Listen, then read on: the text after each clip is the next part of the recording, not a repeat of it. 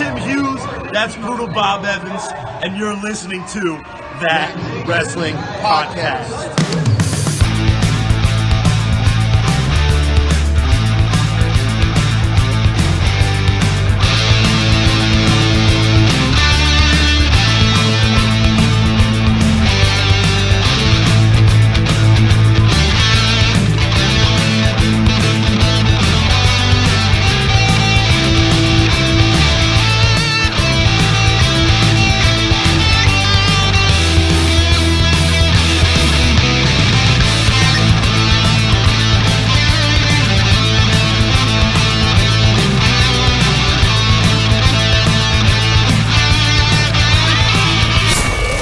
Welcome to That Wrestling Podcast. It's Money, it's Clyde, it's Mike Britt, and we're going to talk a little wrestling, baby. You ready to do this, Clyde?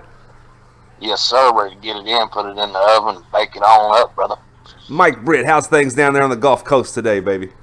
Oh, man, going fantastic, man. Beautiful weather, thunderstorms in the afternoon, you know how it is. Man, right? It seems like it's always like that down there. Like it's sunny all day, it'll rain for like 2 hours in the afternoon, and then it's right back to beautiful, baby. That's right. Yeah, normally it just rains on my off days, but I think God's having a favor on me today, so it's pretty today.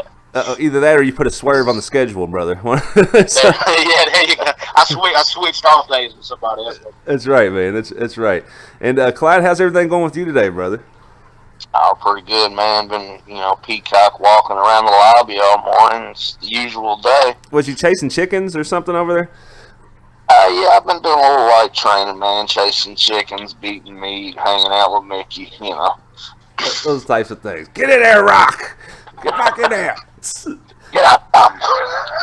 All right, guys, we got a lot to talk about today. As you guys know, SummerSlam is quickly approaching. What are we, like 4 days out and 3 days out now? So, wow, it's here, fellas. So, we're going to talk a little bit of Goldberg versus Ziggler. Going to talk a little bit about Finn Balor versus The Fiend, Kofi versus Randy Orton. We're going to show the women a little bit of love in segment number 1. Segment number 2, we're going to talk a little bit about Braun at SummerSlam. Where is Braun? Where's The Miz? Where's Sheamus, Cesaro? Where's Drew McIntyre? Where are all these guys at? We're going to talk about that. We're going to talk about this Roman Reigns angle that's just kind of, we don't know which way it's going. Is it going up, down, left, right? We don't know, brother. Segment number 3, we're hoping to have our good pal Neville on. We're going to talk a little bit about Harley Race. We're going to talk a little bit about Roman Reigns had a few choice words for Dean Ambrose and Seth Rollins actually in a recent interview with ESPN. I'm going to touch on all that today. So much to hop into today. You ready to do this, Mike?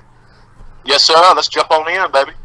Hibbity hop, brother. And right away, I was wanting to ask you about this, Mike. What do you think about Goldberg versus Dolph Ziggler finally being booked? I know that, for the last several weeks, they kind of was teasing this HBK versus Ziggler match, and out of nowhere, Goldberg basically told Ziggler he's next, brother. What do you think? I'm glad to see him, man. I think he's going to redeem himself a little bit, and I'm glad to give him an opportunity to do that. I read a little while ago that he actually had a couple matches that he agreed with Vince to do, so I think this won't be the last time we see him. But yeah, I think that last match when Undertaker put I know he didn't want to go out like that. It put a bad spot in people's heads for him. So I think it'll be good. I hope he don't. I don't want it to really be a total squash match. And Dolph is an excellent wrestler, so maybe they can make it last a little bit longer. Than of course, I believe Goldberg's going to get to win on him. So I'm excited to see it, man. Yeah, I'm excited to see it too, but I just don't see any way that it's not a squash match and that it comes out the way that WWE wants it to come out. Just because I don't know, I love Goldberg. I just didn't see enough from him in that last match to say that he can actually go for 10 or 15 minutes with a guy with the tough, has the technical ability that Dolph does. So I just see a squash match coming, or I see maybe Dolph just cowardly avoiding Goldberg as long as possible, like by running out of the ring and stuff until Goldberg just finally gets a hold of him. That's just my thoughts on it, brother. And Clyde, what do you think about that match? I'm probably in the minority on this, man. I'm pulling for Ziggler. I would like to see Goldberg try to rush him for the spear. Maybe ducks out of the way, hits him with a little sweet chin music, and gets the major upset. But you guys are probably right. Goldberg probably will get the win probably pretty quickly. Did I hear you say you're actually pulling for Dolph Ziggler?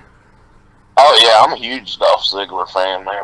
Wow. I'm one of the biggest fans out there. I know. Don't boo me too loud. Mr. Producer Man. Oh. no, I'm just joking. Actually, Dolph is really one of the most underrated talents on the roster. I agree with you on that, brother. But I think, unfortunately, he's getting fed to Goldberg on Sunday. Mike, any closing thoughts about that match, brother?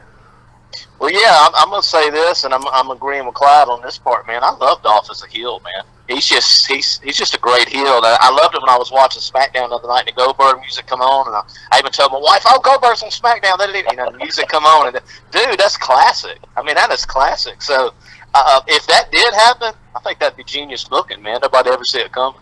It would be, and speaking of that little angle there on SmackDown, man, when he came out, he did the kicks and everything like Goldberg and did the yelling in the ring. But I wonder if there's a lot of like rumors going around backstage that people are giving a little bit more creative freedom right now and stuff. And I wonder if Dolph actually came up with that himself, because it almost kind of seems like something he would come up with to me. It definitely seems like something that WWE wouldn't have come up with. So, yeah, I would definitely say that Dolph probably did. And something else I'd like to see in that segment? I'd like to see a backstage, man. Do y'all remember years ago, man, when Goldberg was the world champion and Brock was the WWE champion, and they kind of faced each other in the back? I'd kind of like to see a little run-in between him and Matt Riddle, kind of make eye contact together. I think that'd be kind of cool. That would be cool, and why not? Why not? And then, why not? That would even kind of help maybe put some more eyes on NXT in the long run too. Yeah. And Clyde, here's something I've been dying to hop into with you, brother. Let me get my words out of my mouth here. Getting a little tongue tied today, brother. Finn Balor versus the Fiend, Clyde, and I don't want to give any thoughts on this one because really, I just want to hear yours, baby. Well, I'll tell you this: if he shows up as regular Finn Balor, it's a wrap, and at this point, if he shows up as the Demon, I think it's a wrap, man. To me, right now, Bray Wyatt and this Fiend is the coolest thing they got going. I just love the split personality and all the time they're putting into the segments. I'm just a huge fan of Bray, man, and I love Finn too. But I got to go with Wyatt on this one. Mike, what do you think's going to happen with this this crazy match here on Sunday, brother? I think absolutely Fiend's going to Fiend is going to win the match, hands down. And I agree with Clyde there. Even if he come out as a Demon, he'd still lose the match. So I would say keep these guys going for a little bit, or bring them back together, and then let Finn Balor come out as Demon. And I think it'd make it a little bit more interesting. Maybe, WrestleMania. You know what I'm saying? I think that would be very interesting, because I'm sure Fiend would be even hotter then, and Finn Balor has not been beat as the Demon yet. So I think that would be a WrestleMania match myself. Yeah, I think so too, brother. And that's exactly what I was thinking too. They're going to have Finn come out here as Finn Balor. He's going to take the loss. This is just my thinking. And then at some point they're going to match up Demon versus Fiend in an even bigger matchup down the road, brother. Well said, Mike. And what do you guys think about this one? Clyde, I know you're going to have some thoughts on this one, brother, because it's your main man, Kofi Kingston, we're going to talk about next. And, this feud has almost been carrying on for the better part of a decade between Randy Orton and Kofi. And even, what was it, maybe 5-6 years ago, there was I sensed a little bit of real heat between Kofi and Randy. And are you excited about seeing this championship match, Clyde? Oh, yeah, my house is divided. My wife and Randy Orton's her favorite wrestler, so we're not even sleeping in the same beds right now. All hell is broken loose. Let me cut you off briefly, Clyde. I haven't seen Kofi really have his memorable or crowning moment as a champion. Is there any chance that happens this weekend? Oh yeah, he's gonna do it, man. He's gonna hit him with it. It's over. Get the payday and get on out of there. So your house is pretty divided right now. What's Marlena's thoughts on this one? I would rather not even comment on that. You can get with her and her people. What do you always say she says about Randy Orton? That's the way a professional wrestler's supposed to look. I thought you said something about she always says he looks good in his tights. Oh, yeah, that too. Yeah, I wish I could look that good in my underwear, man, bro. Okay, Mike Britt, underwear aside, what do you think about the match, brother? I'm still trying to get that visual out of my head right there. I was like...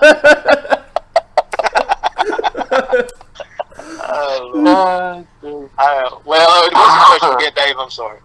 Okay, I said underwear aside, what do you think about the Kofi Kingston versus Randy Orton championship match, brother? And really, this is a feud that's been going on for the better part of a decade.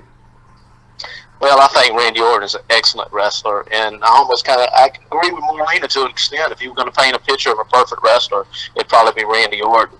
I don't see him winning. I think this could be the defining moment for Kofi, and I see him walking out and beating Randy Orton. But I think it's going to be a great match because both these guys are really great technicians and great entertainers. Yeah, I think so too, man. And I really would like to see Kofi go over here, only kind of because of in the years past, like even Kofi caught some heat for like botching an RKO or something in a match with Randy, and I really think he's redeemed himself. And enough time has gone on, of course, and he's clearly redeemed himself in the eyes of WWE because he's the champion right now. But I just think that now is the time to give Kofi his defining moment before his reign ends. It's just my thoughts as well there. And before we wrap up segment number 1, guys, here's something I've been wanting to hop into with you guys for the last few days. Let's show the women a little bit of love here. We got a few women's matches booked for SummerSlam, and really in a SummerSlam that's kind of missing some of the big stars, which we'll touch on later. But the women are there, and these matches are looking to be pretty good. First one I want to touch on with you, Clyde, is the legend Trish versus Charlotte, brother. You got any thoughts on that one?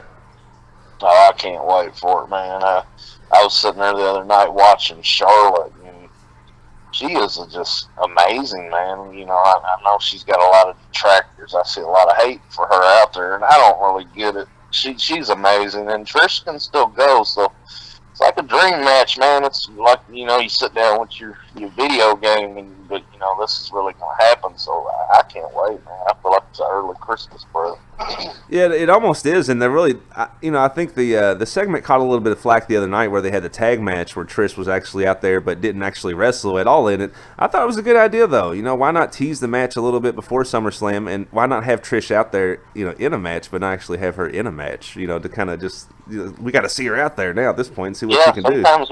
Sometimes when they don't even touch, it builds it up even better because then the fans are like, oh, now they're going to do it at the Exactly. SummerSlam. Exactly. Unlike this, which I'm excited about seeing, the Andrade and Rey Mysterio match if it happens at SummerSlam, but we've already seen it 4 times. It's a great match, don't get me wrong, but why not build it up in that fashion? I thought it was pretty cool. Mike Britt, your thoughts on Trish versus Charlotte, brother? Oh, yeah, 2 words, instant classic, man. Instant classic. I think Charlotte Flair is probably one of the greatest women wrestlers of this generation, man. I think she gets a lot of heat because of her father. But, man, it ain't like she gets in the ring and she can't wrestle. She's incredible. She's doing backflips off the top rope onto the floor. Every time we watch her on TV, but watch like, that is a big woman. And I've met Charlotte before. Charlotte is a big woman. She's tall. She's very athletic. And Trish is beautiful, and she's a legend. So I think this is going to be a win-win. I think Charlotte will win the match, but I think it's going to be a classic match. Are you saying this is a matchup of Beauty and the Beast? Trish's beauty versus the beastly skills of Charlotte, brother. Is that what you're trying to say, brother? Yeah, I would put Charlotte in the Beast as in beast mode. Right, not yeah. by looks, but yeah, Trish definitely a beautiful woman. So this is going to be good. Good match. So who's going to win? Who's going to win, Clyde? Beauty or the Beast? Well, they're in Toronto. They're in Canada. Let's go ahead and get that big pop. Let's get Trish with a. I'm gonna say it's an upset, man. Some people might hear that and be like, "Oh, he's crazy," but I think it'd be an upset for Trish to beat Charlotte. Well, yeah, I think it'd be an upset if Michael Jordan came back to the Bulls tomorrow, and then next year they beat the Golden State Warriors or the Lakers or something too, brother. So yeah, I'm gonna call it an upset also, man. Absolutely. Well, you need Magic and Bird back then too, bro. Oh Lord, briefly off topic, and I'm sorry. I was listening to an interview with Larry Bird the other day, and they was like, it was a Don the Dan Patrick show, and he was like, "Who wins today? You or Michael Jordan 1-on-1?" And he's like, "Oh, Michael, kill me." He said, "I got the fight in me. I just ain't got it like I used to." He's like. I just thought that was pretty funny because you asked Bird that 20 years ago, he'd be like, "Oh, let's play now. I'll kill him. I'll eat his heart with a spoon." Maybe in a game of golf. Yeah, in a game of golf. That's who you want to play is Charles Barkley. I heard he's got a horrible hitch in his swing right now. Okay, guys, let's get back on the topic of wrestling here. We got Becky Lynch versus Natalya. For the belt is on the line here, and what better 2 faces of the company to square off here at SummerSlam? Mike Britt, you excited about this one, brother? Yeah, I'm excited about this, man. I was happy when Becky started getting on social media, and she really took control of her career and created a buzz for herself. And I like the way she come out of the shadows, and I respect her for where she's at. But at this moment, I'm just not a huge Becky fan, man. I'm just kind of over it. I don't know if her character's a little too cocky for me, but I'm just not with Becky on the Becky train anymore. So I'm making a prediction. I don't know if it'll happen, but it's something I'd like to see happen. I'd like to see Ronda Rousey come back and interfere and help or cause a distraction and Natalya win.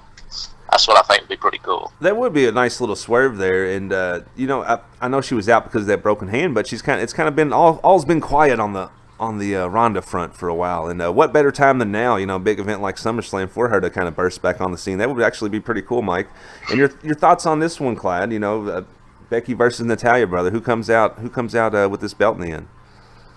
Well, it's all Hart Foundation for me, baby. You know that. I'm sitting here looking at my new Natalya T-shirt and get that WWE shop there. So I'm going with Natalya. I want to see Uncle Brett, the Hitman, come down, maybe bring her down the ring, and put that Canadian pop over the top. And oh yeah, I like what Mike said. I was thinking the same thing, man. Let's bring Ronda back and have her help Natalya get this title, man. That would be something special in my eyes.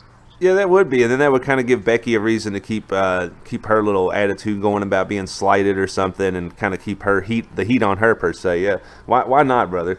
And one last match, the women's match that is actually booked for SummerSlam that I was wanting to talk about with you guys is Bayley versus Ember Moon, which we've touched on briefly in past shows, but this one's cemented now, and it's looking more like Ember's playing the role of the heel here. And Mike Britt, does this one do anything for you, brother? You excited about seeing it? And is there any chance that Ember takes this SmackDown Women's Championship off of Bayley? If she did, it would be a surprise to me. I think she's a future champion. She's got a great finisher, and we talk about that every time we get on here. She's got a cool look. I love her intro, and she's a good worker.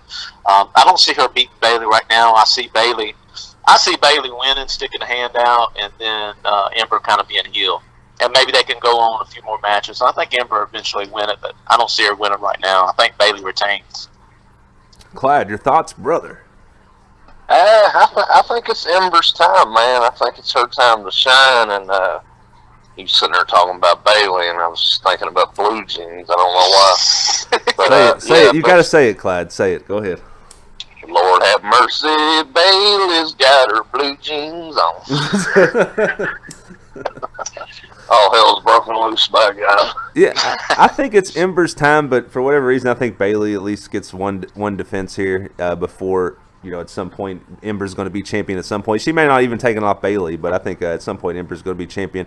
But in this one, I got Bayley going over, guys. And before we hop out for this segment, real quick, did you guys have a chance to see Alexa and Nikki Cross take those Women's Tag Team Championship belts? And what better way to ease Alexa back into action? I guess this is kind of what they've been building for these past few months on these moments of bliss with, Nikki Cross kind of becoming like her new, I guess Alexa's like mentoring Nikki is kind of how it's coming off to me. And Mike, what do you think about all this madness, brother?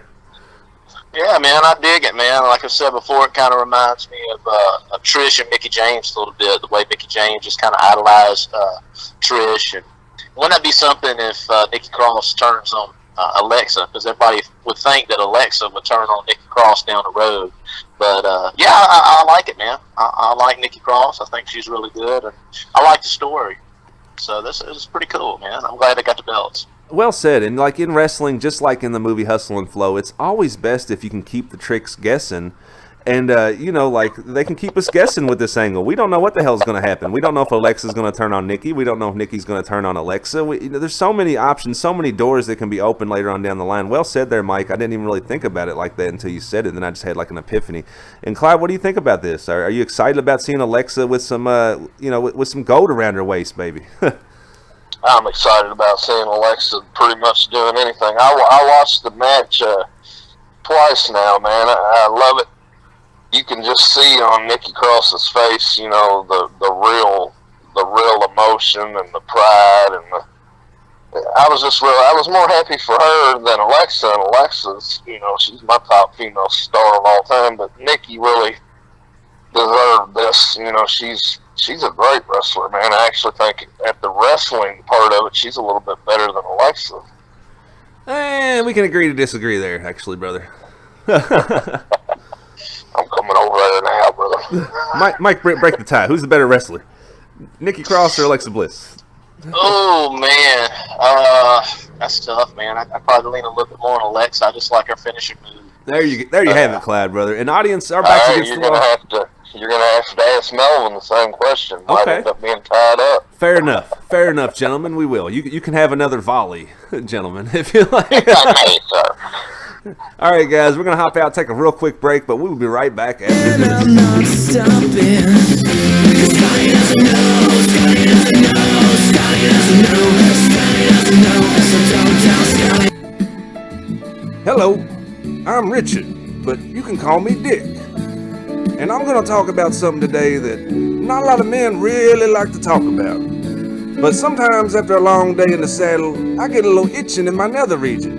And that's why I got with my friend Peter here and created a wonderful product. You tell him about it, Peter. Well, my name's Peter. I'll tell you, if you got an itch and you get it up, there ain't nothing better for that itch than Texas ball cream. That's right, it's Texas Ball Cream. You can pick us up at all your local retailers. Just ask the pharmacist for Texas Ball Cream. Coming Tuesdays to That Wrestling Podcast Network, a family that will push you over the edge. Damn it, Jezebel, where's my dinner? The good times, God bless you, Larry Flint. the madness, Damn it, Jezebel, I said 2 cans of Grizzly Mint. the personal moments. Damn it, can I get some privacy? Johnny Wildfire and Jezebel Wildfire are the Wildfires. Somebody call the damn police. Yeet! This is Ray Fury representing Revo Pro Wrestling, and you are listening to That Wrestling Podcast. Yeet! Welcome back. Segment number 2. Man, what a first segment it was. We previewed SummerSlam a little bit. Now here in segment number 2, we're actually going to talk about what's not at SummerSlam. And the first thing I want to talk about with you guys right away off the bat is, Mike Britt, where the hell's Braun Strowman, brother? Man, I don't know, man. I think Braun may be hurt or something, man. I know he's been having some trouble with his knees, because I remember reading something a while back about him running. They were saying he wasn't running as much around the ring when he was hitting that big shoulder block outside. But then I seen him do it not too long ago. But I don't know, man. I don't know if something's going on with him. I haven't read nothing officially, but I don't know. How do you drop the ball on somebody that's 6'10" and 350 pounds, man? I've been wanting to see the strap on Braun. I wish they would get behind him, man. You know, just a fan. I'm just a fan of Braun and those big guys, man. I think he'd make a good champion. I think they might have missed the boat on that. So I don't know what's going on with it, man. I think so too, brother. And in a way, like, I think that's just like all of us are from that era, Clyde, especially, we're from that era of just the big, heavy, hard-hitting dudes, and we like to see those guys out there sometimes. We like to see a good squash match, and we like to see a big, strong dude with the belt every once in a while. That's just guys from our era like to see. But for whatever reason, I've heard that backstage that whatever it is that Braun's done, maybe just a lack of work ethic or hasn't quite reached for that brass ring, as Vince likes to say. He hasn't quite done that. So, I mean, I've kind of heard grumblings that he'll never be champion backstage. And that's just rumors and stuff just from different videos and sources and Dave Meltzer's and all that stuff. But, Clive, what do you think about Braun? Have they dropped the belt with him? And is there any chance he can kind of get back into the good graces where he can, maybe at some point be champion? Oh yeah, I think so, man. I love Braun, like both of you guys said, man. He's the kind of guy, you see that guy walking down the street, you're gonna double take him, even if you don't even know who he is. And his personality outside the ring, the dude is, he's a big teddy bear, man. He's just a real down to earth, good guy. And sometimes I feel like just his beard alone could beat half the roster, brother. Yeah, I've got 5 on Braun's beard, brother. So you like to see a guy like Braun walk down the street as Marlena is kind of leaning more towards the Randy Orton type physique? Oh, if we're going with that, I'd rather see like Alexa or something. If we're going there, Dave. And Mike Britt, what do you think? Like Braun Strowman's beard versus half the roster? Yeah, I think it could. Well, a quarter of the roster anyways. They got 200 people on the roster, but yeah, most definitely, man. I was on a watch party last night, man, and they was replaying Kane, Brock Lesnar, and Braun Strowman, and I was watching that match again, man. Braun was him and Brock, man. That's when he accidentally kneed Brock in the face, and Brock come up and hit him with that right hand. And you would think that would slow Braun down, like, hey, settle down, dude, but he's still, man, just picking these guys up, throwing them on announce tables, just a monster, man. So I enjoyed that match, man. I want to see more Braun, man. I'll just say this, man. There's a show coming up August 25th, a live Raw show here in Mobile that I'm going to go to. And they were initially announcing Bobby Lashley and Braun Strowman in a street fight. But now I notice they're not announcing that anymore. So that's what's got me wondering if there's something going on with his health or injury that we don't know of. Oh, okay. I see where you're going there, and we know Braun can take a punch too, man. Because like you said, he ate that right hand from Brock in that match, and that was a real right hand. You could tell Brock was getting frustrated from the physicality of Braun, and he delivered a shoot punch to Braun. But to Braun's credit, he ate it and kept coming forward, man. And Sure did. I'd like to see this guy in a real damn street fight, man. And Clyde, what do you think, brother? Oh yeah, I'm all for it, man. Huge fan of Braun. I think he should have been the WWE champion already. And another little tidbit about him, if you guys have probably noticed, seems like every time he's on television, he looks healthier. He looks better every time. I mean, I don't understand the hold-up with this guy. I think he could be the face of the entire WWE. That's how much I like this guy. Yeah, I agree with you, Clyde. I agree 100% too, brother. Over the last 12 to 18 months, this man has managed to lose a bunch of weight while add a bunch of muscle. I don't see, he's somehow keeping that ratio going strong, brother. Every time he's seen him, he looks great, a little man. trimmer and a little stronger, brother. Moves like a damn cruiserweight, dude. It's scary. Okay, so speaking of some cruiserweights, brother, well, I guess I won't tease that yet. It was like a perfect segue into that next segment, but we're not ready. We're not there yet. But I want to know something else from you guys. Where's The Miz? Where is Sheamus? Where is Cesaro? Where's Drew McIntyre? It's SummerSlam season. None of these guys have a damn match. Mike Britt, what's going on, brother? Man, I don't know. I wasn't even thinking about it until you just brought them guys to the forefront. Yeah, what is going on, man? Unless they're going to have them do some run-ins or something. I think that's the problem with having so many people on the roster, man. It's just you got all this talent, and you can't even put them in a 4 or 5 hour show because you got so many people, man. He's another person, Drew McIntyre, that should be groomed to be a champion. I mean, that guy's just got champion written all over him, and he cuts killer promos. He can play that heel. He's got a physique that's out of this world and a good work ethic. And I don't know, man. Unless they got some surprises lined up, I haven't seen anything. Yeah, I agree about Drew McIntyre. And as Clyde would say, he has the look also. And I'm just curious, like, what's going on? We said no Drew, no Miz, no Sheamus, no Cesaro. And I know that WWE the ratings are up the last few weeks. They're doing a really good job of promoting the storylines they do have. But, like, by them having the same guys on each show, and same guys and gals, on each show every week, it's leaving less and less face time for these fringe guys anyway, like Mike was saying. And Clyde, what do you think about the new dynamic? Are you enjoying it? And do you think that it's kind of leaving some of the stars out, though? And is this good for business? I think it's good for a short-term kind of band-aid to have all the legends back, but they got to make these other guys legends in the making. We can't rely on these guys and gals forever, man. And The Miz, you had all those names you mentioned. You're talking about a hard worker. How does he get left off of SummerSlam? That just doesn't make any sense to me at all. Yeah, The Miz is like the epitome of the Intercontinental Championship, brother. You can't leave that guy off the card. You know what I mean? You can't leave him off the card. He might be the most hardest worker, man. He's always into something. He's always busy. He never gets hurt. It's a hell of a guy, man. Mike, Britt, go ahead, Mike. I do. Let me ask this question. I was just sitting here thinking as y'all was talking. The wild card, is it a good idea or a bad idea? Because when you have these same superstars who are all coming up to SmackDown, they're taking airtime off some of the other talent and vice versa. Do y'all think that's a good idea? And my second question to that would be this, y'all's opinion. Y'all like the brand split? Or do y'all think it ought to go back to the way it was when you had Austin would be on both shows, Rock would be on both shows? What's y'all's thoughts on the brand split? What's y'all's thoughts on the wild card? I think if you're going to have a roster full of stars, if you're going to have this, 200 people on the roster, you're going to need FaceTime for everybody. So you need to have everything exclusive to each show, or if you're going to move somebody back and forth, keep them there at that point. Because if not, why have so much talent? It's just like you're gobbling up this talent just not to put them on television, just so the competition can't have them at that point. But I kind of agree with Clyde in that this is a good temporary Band-Aid to have their biggest stars, their AJ Styles, their Roman Reigns, their Brock Lesnar's, their whoever they can get on both shows as much as possible in the short term, just to kind of stop the bleeding per se. That's just my thoughts on that. And Clyde, I'd love to hear your thoughts on what Mike had to say too, brother. Yeah, I think we need to get now we need to get some brand exclusive guys, because then it's going to give chances to some of these other guys and gals to kind of move up and show what they can do. It's sometimes, and I love wrestling. I'm always going to watch it, but sometimes it feels like it's the same dozen people, whether it's Raw or SmackDown. They're getting all the good storylines and all the good time, and you see people like Buddy Murphy, or even here lately, almost feels like they're pushing Ricochet back a little bit. Guys like this. And I have to cut you off right there, brother. Ricochet's getting ready to battle AJ Styles for United States Championship at SummerSlam, man.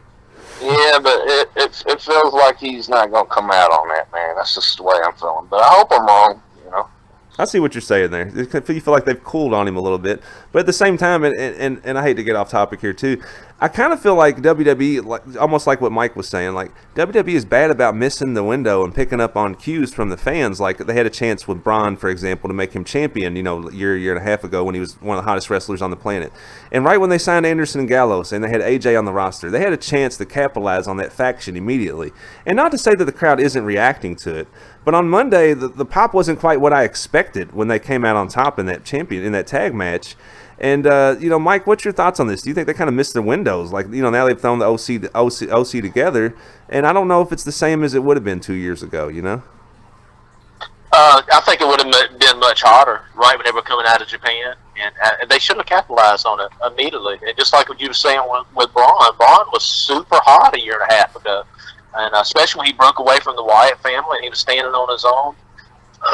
Why not capitalize on that? I hate to say it, but I think Vince just don't have a pulse on his fans sometimes. I think it's good that you have a Heyman or even possibly a Bischoff or other people back there shooting ideas, but ultimately it's up to Vince, and he has the final call. But I think the old man's just kind of getting out of touch with what the fans want sometimes. Yeah, I kind of see that happening too. But don't worry, for all you Vince lovers out there, in the next segment we do have a great Vince story we're going to tell. Actually, some good news about Vince, something nice he did. But yeah, he really has seemingly lost touch, and I think it's a good idea for him what he's doing here. With Heyman and Bischoff, and kind of he's not necessarily letting go of the reins. I've actually read stories of him tearing up scripts in the last few weeks that's been presented to him. So he's definitely still involved. But I like that he's willing to allow a few more hens in the hen house at this point. Clyde, what do you think? Oh yeah, it's a great idea, man. Especially Paul Heyman. He's one of my favorites of all time, man. Sometimes I wish Vince would say, "Hey, I'm gonna let Paul run it for a month and just see what the hell happens," because I think he's got some of the best storylines they've ever did, man. Yeah, I think that would be a good idea too. If Vince could, I don't think he could remove himself for a month unless he's not. Unless it was some kind of court order or something. I don't see it happening, brother. I mean, have another volley, sir. And speaking of, buddy, Mike, was you going to close with something on that? Sorry, brother. No, I'm just listening. That's good stuff, man. I agree. Okay, guys, and speaking of, I heard Clyde a minute ago bring up Buddy Murphy, and another guy who don't have a technical SummerSlam match is Buddy Murphy and Daniel Bryan and Rowan, and I'm just wondering, guys, I want to know from both of you gentlemen, and this is like the pressing question of the day right here, what the hell is going on with Roman Reigns, gentlemen? This has got to be brought to the forefront of our attention. We are a wrestling show, and there's a conspiracy against our main man, the big dog, Roman Reigns, right now, man. He is being beat down and downtrodden, and someone's trying to take his life, it seems to me. And there's been a few clues left behind as to what could happen. We've kind of had this Roman versus Samoa Joe the last few weeks, building towards what we all thought was a SummerSlam match between the two gentlemen. And now it's been kind of rudely interrupted by scaffolding being tumbled over on Roman and him being hit by vehicles. And to me, it almost seems like now they're building for a Roman and Samoa Joe partnership. I don't know, gentlemen. What do you guys think, Mike Britt? Well, I'm gonna tell you, and I think Paul Heyman could possibly be behind this, and like Clyde said, man, he's a genius. Paul Heyman is great. And this is just my conspiracy. What I think it's all a swerve, man. I think Daniel Bryan announcing a couple weeks ago that he had something else going on and something was coming up for him, and then them showing the little picture that's circulating on social media with Eric Rowan in the background, and so your mind automatically goes, it's Daniel Bryan. And that's the buzz right now on social media. It's Daniel Bryan. But I got to disagree, man. I think it's going to be the Usos. Ooh. I think the Usos turn on Roman, man. Just like when Rikishi was the one in the car that hit Stone Cold. Nobody seen that it was Rikishi. That'd been the last person that you would thought it would have been was Rikishi in the car. And I think it's going to be the Usos. I think they're going to play heel. I think because of their DUIs here lately, they're kind of getting a little heat anyway, and they can play good heels. I think they're going to turn on Roman over jealousy, and I think it's going to be Samoans against Samoans, man. I think Joe's going to go face, and I see Roman and Joe as a tag team for a while until Joe eventually turns on them. And that's what I think. I think the Usos are going to be the ones around it. Whoa. Well, so I didn't even, you know what? I didn't see that angle at all coming. That's why I love having you on here, Mike Britt. Your mind is so good. And really, Clyde, I'm dying to get your thoughts on this. The king of fantasy wrestling himself, Clyde. You know, what's booked in your mind, baby? What's going on here? Well, I tell you, I would like to see that it be the Usos. You said you like to see it what now? The Usos. I actually like Mike's idea, man. That's actually really, really good because those guys are definitely really good wrestlers, and the story there writes itself, man. And you put Samoa Joe, he's about to do a babyface run, you know. So yeah, I'm off. I would actually rather see. We need to get Mike over to WWE. I'd rather see what he said happened. Yeah, let's get Mike on the creative staff over there. And guys, yeah, I'm for it. Here's what I was thinking, and I didn't really even think about the Usos in this angle. But there's one of two things that's going to happen. Either A, in my opinion, Roman and Samoa Joe are getting ready to team up against Rowan and Daniel Bryan at SummerSlam for a surprise match, or shortly thereafter. You know, and like Mike said, they're going to be a tag team for a while. Or B, this could be happening, guys.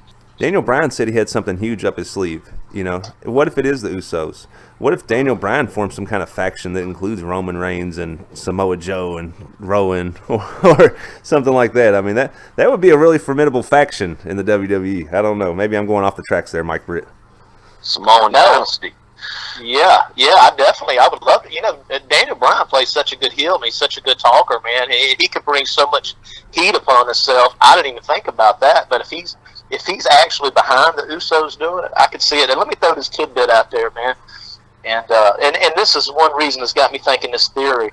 That's this match, this WWE Raw match that's coming up, the show that's coming up in Mobile. They're advertising the Miz doing his Miz TV, and the Usos are on. So why would he be having the Usos on? And like you mentioned, David, they're not on the card. So I think they're deliberately out of sight, out of mind for a reason. Mike Britt connecting the dots over there, baby. I love it. I love it. It's like we got David Duchovny on the staff, baby. Disclosure. Yeah, man. Why not, Mike Britt? I think that's beautiful. I think you laid it out pretty good, brother. And if that's what ends up happening, we'll have to get you a sticker, a Dewey button, and a cookie all next day aired down there to Alabama, baby, because that's beautiful. Yeah. Stinger Galoob figure. That's right, baby. I want your Road Warrior Animal Hasbro. That's what I want. Oh, I'm going to have to get that down to you somehow, brother. If Mike Britt calls this one right, we're going to have to mail him that one, baby. But, guys, thanks so much for joining us on this segment. Mike, I think we're going to be back in segment 3 with Mr. Neville if he's going to join us. So before we hop out, do you have any closing thoughts for today, brother? No, I don't, man. Only thing I'm going to say is I'm super excited about SummerSlam, man. The kid in me is coming out. All the old memories of Hulk Hogan and Macho Man and Ultimate Warrior, they're just all surfacing up, baby. I'm ready for some wrestling. I'm excited about NXT this Saturday. Yeah, me too, baby. And well said, Mike. Thanks for coming on with us today. It's always appreciated, brother. I know you're working hard to line up some more interviews for us in the near future. And really, audience, please stay tuned. We can't wait to get those to you. Clyde, you got any closing thoughts before we hop out with Mike today? Yeah, I'm with Mike, man. The SummerSlam, it's a special time. SummerSlam. SummerSlam. I was thinking about the Ghostbusters. I think that's right. It's SummerSlam. I did it again. SummerSlam, special time, and they're in Canada. Golden Italian. I want to see the Hitman make an appearance, and I'll be over the top. Yeah, one thing we can all guarantee is our good friend Daniel Alexander will be marking out this coming Sunday, huh? Second greatest Canadian of all time. I'm going third, brother, behind Owen also. So, thanks for joining us, everybody. We'll be right back with segment 3. Hopefully, our good friend Neville is going to be back to join us right after this.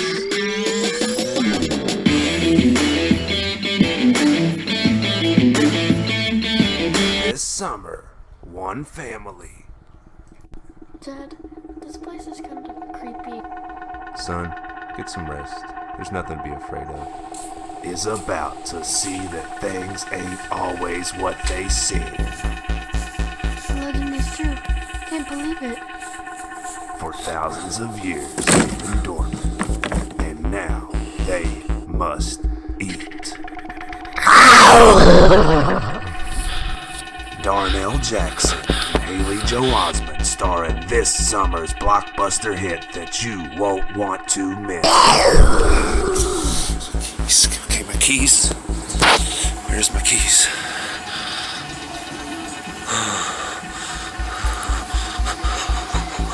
Oh no. Oh no. Oh God. Clowns in a house. Should I go home? Welcome back. Segment number 3. Man, what a show we've had so far today. And now we're back with our good friend Nevlin. How you doing, brother? Brother, I'm doing all right, man. Hot over here in Puerto Rico, brother. Like 99 degrees. Oh, man. Other than the heat, though, how is everything? Puerto Rico is beautiful, baby, right? I mean, you can't be too miserable in Puerto Rico, right? I never can be too miserable, man. It's just the heat, gets to you. But other than that, it's all good. Clyde, what's up, brother? You still there with us? Oh, yeah, brother. I've been peacock walking around, lobby doing the usual. Well, I'm glad you are still with us, gentlemen. Both of you gentlemen. Really, Nevlin, we haven't had you on in a while, brother. I know you've been busy. It's been kind of hard to hook up, but you're a huge part of the show, baby. And there's a few wrestling topics I've been dying to hop into with you. So you guys ready to wrap the show up today? Let's do it, baby. Okay, so I don't know if you guys seen this or not. Rest in peace, King Harley Race passed away last week. And, I know Vince McMahon gets a lot of flack for the things that he does and the way that he's done people over the years, but I feel like he needs to be commended on this one, actually. According to Trevor Murdoch, former WWE wrestler, 2 days before Harley Race's passing, his Medicare would not pay for a flight he needed from Atlanta to St. Louis, and Vince McMahon actually stepped in and footed the bill for that, for the Race family. So I feel like we need to salute Vince for that one. What do you think, Neville? Yeah, man, I read that, man. Vince McMahon, a lot of people talk, but Vince McMahon always does that, man. Like, he's under the table as we speak. He helps out his Neville, are you on speakerphone, brother? Hold on, let me see. I was trying to hear. Hello? Yeah, that's better. That's a lot better. Hey, what was you saying now about Vince there, brother? Sorry about that. No, what I was saying is that Vince definitely does that. I mean, he plays the owner thing, and everybody hates him on TV or whatever. But man, when it comes down to helping somebody, I bet he helps out his superstars, man. Yeah, I think so too, man. I think he kind of catches a bad rap a lot in the public eye. And part of Vince, I think, likes that heel persona. I think he likes to play up on that heel stuff. But really, Vince has done some good stuff here, and this is just one example of it. And Clyde, what do you think, brother? Oh, I love it, man. It doesn't really surprise me. Vince is one of my favorite human beings of all time, man. And it's nice to see that Trevor Murdoch put that out there, because Vince is not going to get on there and put it out there. There's all kinds of things that he does to help people that kind of flies under the radar. Yeah, I think he does, brother. And really, speaking of flying under the radar, dude, and I hope you're not just saying that because I know you think Vince listens to every show, Clyde. I hope you're not just floating that out there for that reason. But I don't know. He's listening, brother. I don't know if you've seen this or not, Nevlin. Did you see what Roman Reigns actually kind of had to say about Dean Ambrose's comments about the WWE's creative process? He said this in a recent ESPN interview. Roman Reigns said that basically said that Dean Ambrose needs to learn to speak up for himself a little bit backstage, and that he doesn't really have much of a problem with WWE creative. And what do you think about what Roman had to say there, Nevlin?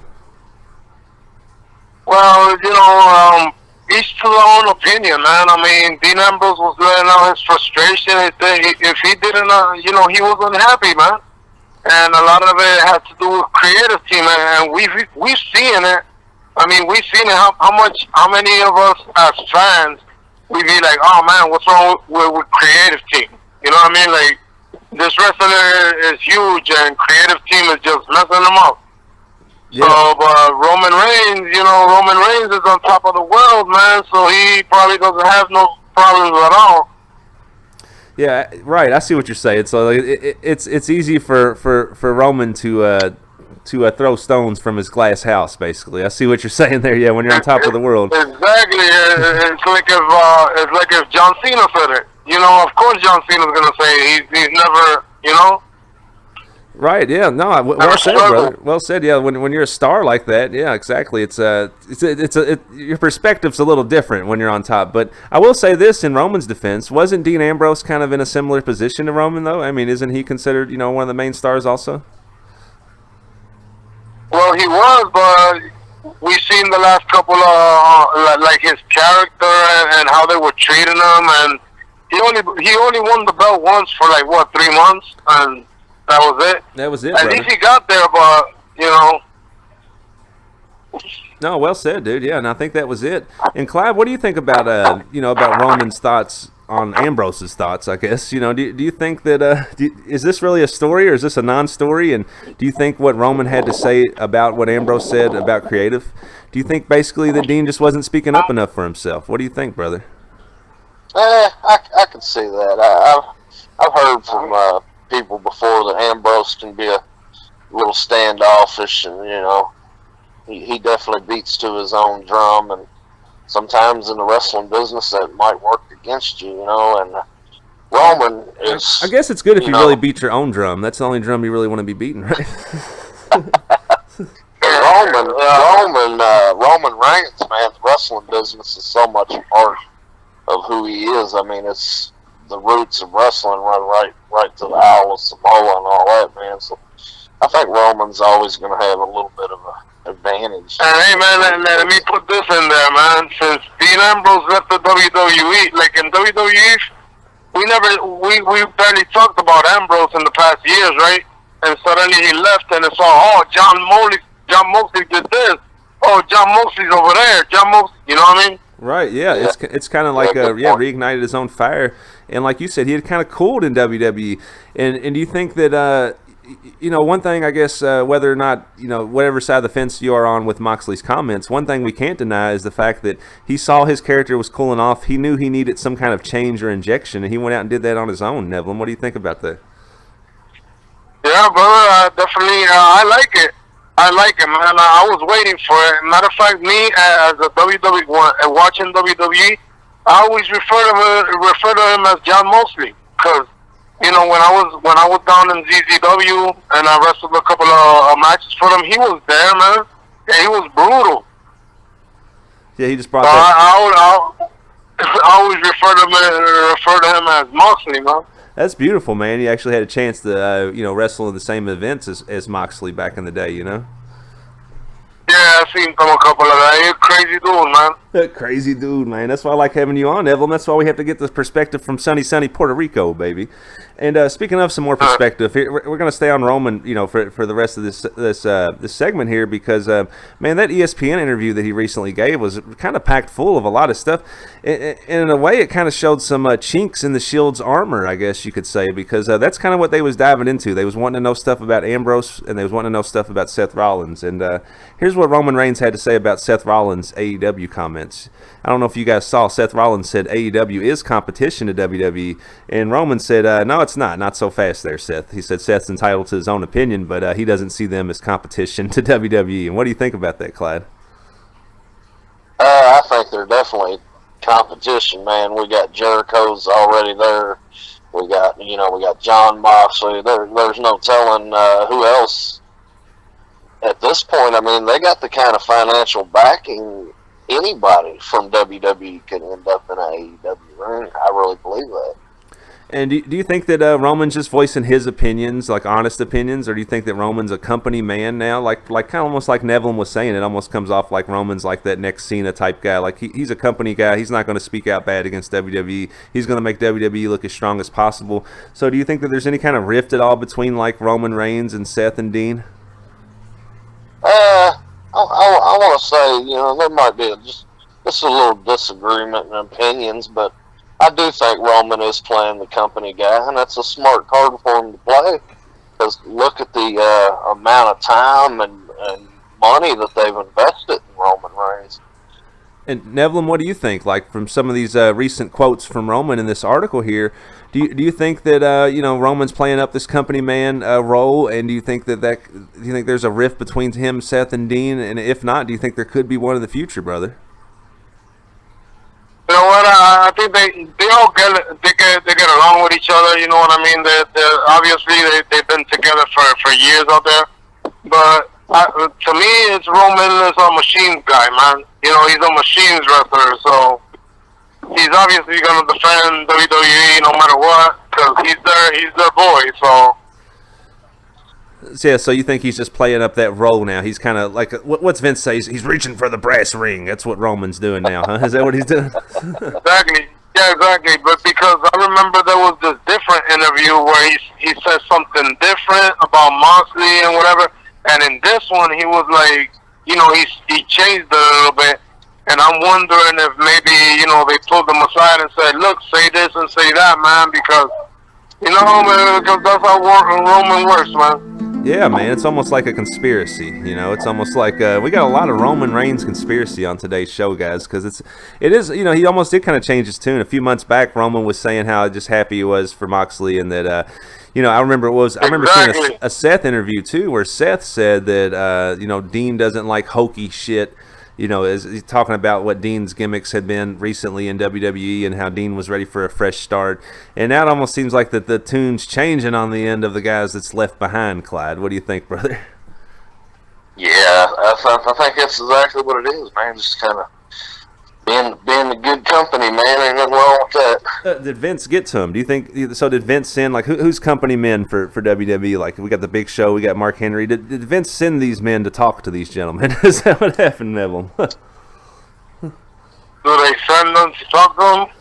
Yeah, did you know? Because it almost seems like Roman's changed his tune a little, like you know what you guys are insinuating there. So who got to Roman? You know what? Did Vince talk to Roman, or did Roman just come to his senses? I just think somebody came to him, man. I think somebody from the company was like, yeah, man, we saw your comments. We know he's your friend or whatever, but, you know, remember who you work for and what we've done for you, blah, blah, blah. And probably just told them what to say, man. They probably just told them what to say. Yeah, brother. I guess, yeah, it could be that, dude. That's kind of what sucks about today's media and television, really. Like, there's no point in watching or reading interviews with all these guys. No, everyone's just saying politically correct bullshit, excuse my language, and no one's really saying how they feel anyway, Clyde. You know what I mean, brother? Yeah, exactly, huh? Yeah, I agree with that, man. But we'll see what happens. I think it's just, you know, it's just a little news, and then that'll probably be the end of that, man, on that. Yeah, well said, guys. And I think in the end, these guys, all three of them are friends. Clearly, they've been together for years. But, you know, who knows what the future holds? You know, I'd hate to see any kind of rift come between the three guys who brought us all so much joy over the past 5 or 10 years. But, you know, you never know. And if anything, this interview did show a few chinks in the armor where Roman, which, of course, you know, Roman's going to side with WWE. But, yeah, he's definitely made his allegiances very, very clear in this interview. And Nevlin, thanks for joining us today, brother. I know it's been hard to track you down lately. You're a very busy man. I heard you got a few independent shows booked coming up, and I know you've been traveling a lot, and you're trying to get back up to the mainland here, brother. And hopefully you do. We can't wait to see you, man. You got any closing thoughts before we hop out today?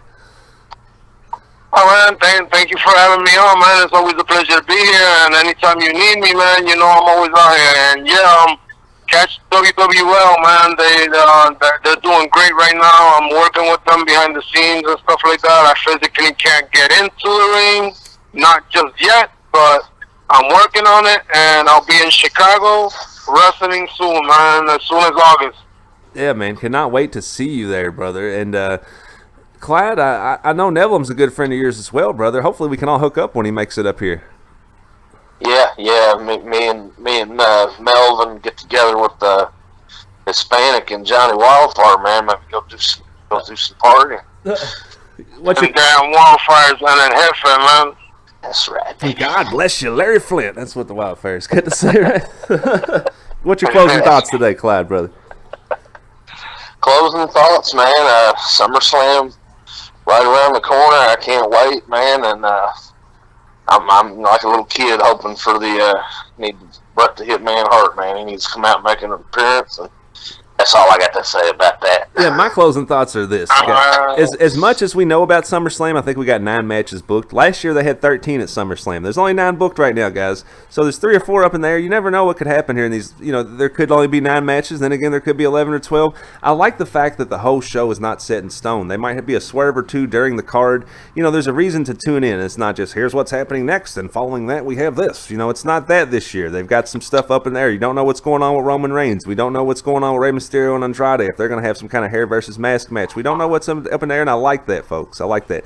Thanks for listening, everybody, today. We truly appreciate it. If you like us, give us a thumbs up. Put us over. If not, let us know. We'll do a job for you on your show. It's the way we roll right here on That Wrestling Podcast. And having said that, we will catch you guys on the next one. What's up, brother? What's up? Can I say something else, man? Hey, well, did we switch it up?